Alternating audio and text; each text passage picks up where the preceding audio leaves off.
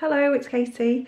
Today we're going to be making a pendant. So this is a pendant that somebody right from beginner level could make. So if you've never picked up wire gemstones before, if you've got some tools and some bits there ready, you will be able to make this pendant no problem whatsoever. So our pendant is the gemstone I'm using today is an agate, but it's any large drilled gemstone. So it's a gemstone that's got a drill hole all the way through the centre of it.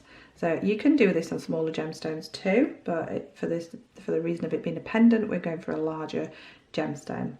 I'm going to be using some 1mm gauge copper wire. The colour that I'm using is gold coloured round, and this one's from Jewellery Maker. We're going to be using some baling pliers, some flat or chain nose pliers, and also some flush cutters. So we're going to get straight into our demonstration. So I'm going to be using this one here. It's very hard to choose because agate is one of my absolute all-time favourite gemstones. And the beauty of this pendant, and I'll just bring that in, is it's actually reversible. So if you've got a stone that you like and you like both sides, you'll be able to flip it round and wear it very, very easily in both directions. So just make myself a little bit of space here and just move that away for 1 second. So I've got about 40 centimetres of my 1mm gauge wire. And first of all, I'm going to make a wrapped loop, but it's going to be a double wrapped loop for our bail, so it's got a lot of strength and security. So it's a normal wrap loop, but with two pieces, so 2 pieces of wire around that loop. So to go in and start doing that, I'm going to work about 10 centimetres down on my wire. I'm going to pop my pliers in and make a right angle. So this is the part that's going to become my bail. So I'm going to go in with my 6mm size mandrel on my baling pliers. If you're using round nose pliers, I'd probably say if it's going to be a large pendant, use the widest size of your round nose pliers. So bringing that all the way around and then repositioning our pliers. And then this tail section, so I've popped my hand underneath, I'm going to take this tail section and bring it all the way around until I can't get it to come around anymore. So this side I've got 1 wire and I've got the startings of 2 wires at this side.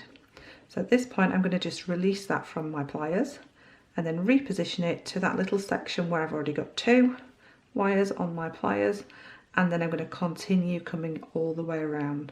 So now I've got 2 wires all the way around my pliers. All I need to do is then pass this underneath, and then I can start creating my wrap.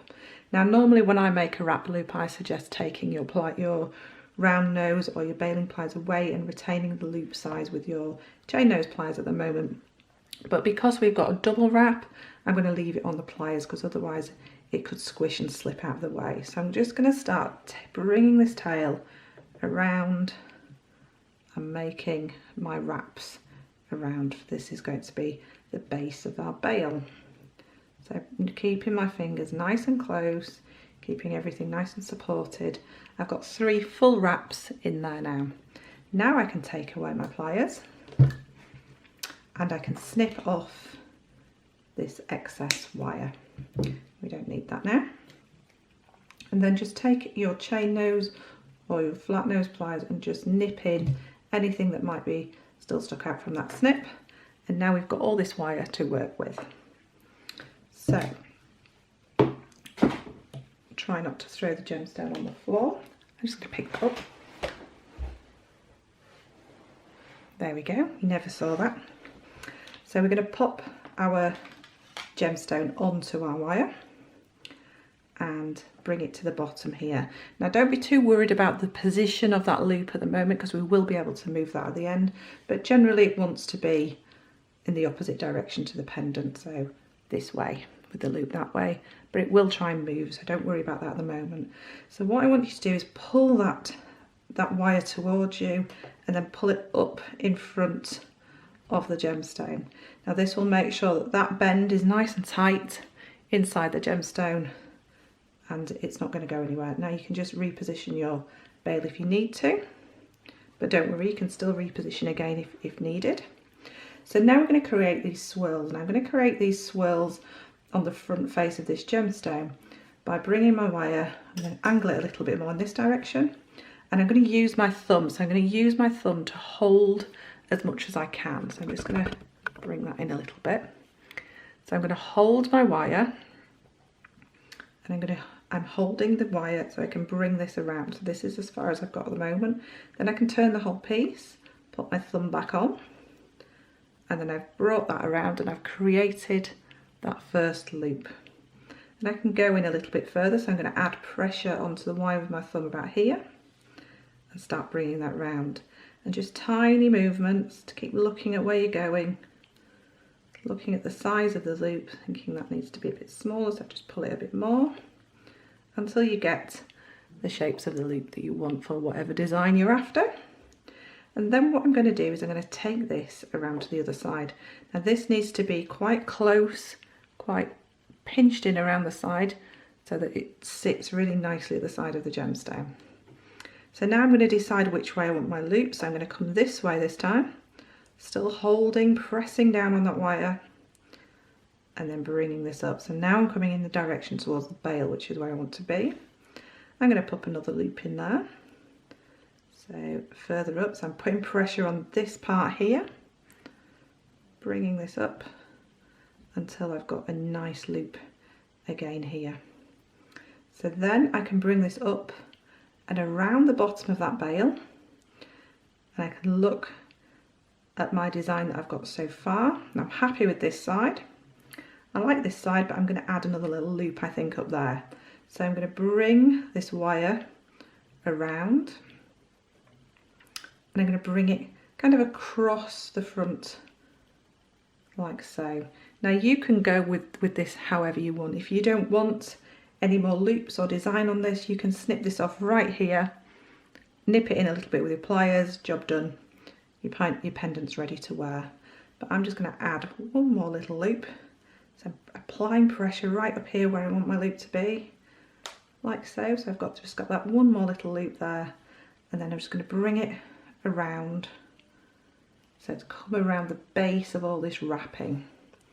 Now I want to cut it here, so rather than putting any more swirls or anything on it, I'm going to cut it quite neat and quite short, sort of in parallel with this wire here. So I'm using the flush side of my cutters towards the work that I want to keep on my design. So if I cut the other way, I'd end up with a sharp piece. I'm going to cut with my flush side of the cutters there. So because that's so close, I can just bring that out a little bit, and then I can pop my pliers in, snip this off. Okay, now my wire's protruding a little bit, that's because I brought it back out. Now I can go in with my pliers and just gently encourage this to sit into that gap.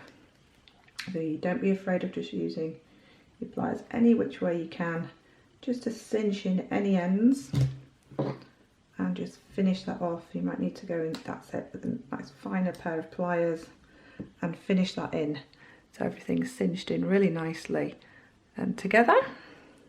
So again, just check that your bail's still in position, it's the right way around, and that's your pendant complete. So one side and the other side. Bring that up towards the camera for you. There we go. So this wire's finished right in there, so it's nice and close, it's not going to catch on anything. I've made sure I've nipped that in, and you can see that double bail there. Now you could also separate this if you wanted to, pop your nail in between and split that so it's more like a split bail for a little bit more of a design feature, but it's entirely up to you. So you can also do this one's done with 1mm wire, this is a slightly smaller one. You could also move down a wire and go to a 0.8 if you wanted to maybe work with this size gemstone, or even sort of tiny gemstones to make earrings. You could do something quite similar with those if you're using a finer gauge of wire. So I hope you've enjoyed that little demonstration. It's a very simple design, nice and easy to kind of get you going with any wirework projects if it's something you've wanted to get into in the past and not had the confidence to pick up some wire and see what you can do with it. But it shows you also how just working with quite a substantial gauge of wire, because 1 mil is quite a structural wire, how malleable it can be, especially if you're using a copper wire, how malleable it can be and how much fun you can have with it. So if you've enjoyed this demonstration, please pop a like on this video. Please subscribe if you've enjoyed it and you want to see more, because I'm adding videos all the time at the moment. And I'll pop some more links to videos if you'd like to click on those too. See if you enjoy those. So I will see you again soon, and take care. Goodbye.